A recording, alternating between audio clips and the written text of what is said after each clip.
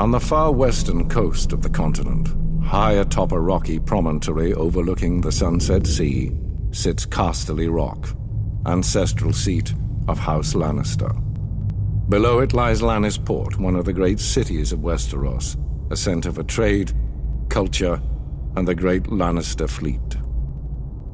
There are a number of gold and silver mines in the Westerlands, making it the richest region in all of Westeros. One of the most productive mines lies beneath Casterly Rock itself, making House Lannister the wealthiest of all the noble houses.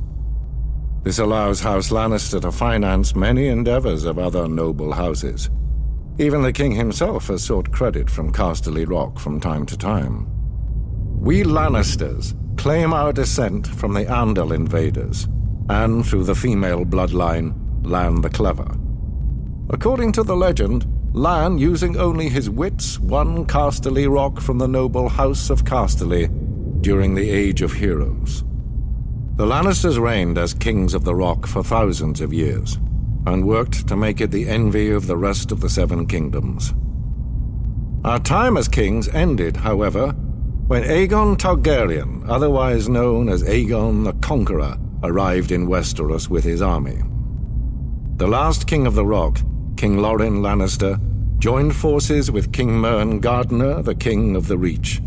Together, with 60,000 men, they met the Targaryen host in open battle. History tells us that Aegon unleashed all 3 of his dragons, slaughtering 4,000 men at what came to be known as the Field of Fire. King Mern himself was burned alive that day, and House Gardener turned to ash with him. Seeing both the threat and opportunity the Targaryens represented, Loren wisely surrendered and aided Aegon in his further conquest of Westeros. The Lannisters were thus appointed Lords Paramount of the Westerlands and Wardens of the West, titles we hold to this day. Let us be clear, though. It is neither luck nor royal favor that makes our house prosperous. There have been times in our history where some have thought us weak, lazy, or opulent. My father, Titus Lannister, nearly bankrupted our house with his poor investments, and allowed himself to be mocked openly at court. When our vassal, the Rains of Castamere, dared to rise up against the Lannisters, they learned how dangerous it can be to taunt a lion. I, Tywin Lannister, led the assault on Castamere to put down this rebellion. I made an example of them, to anyone who doubts our might.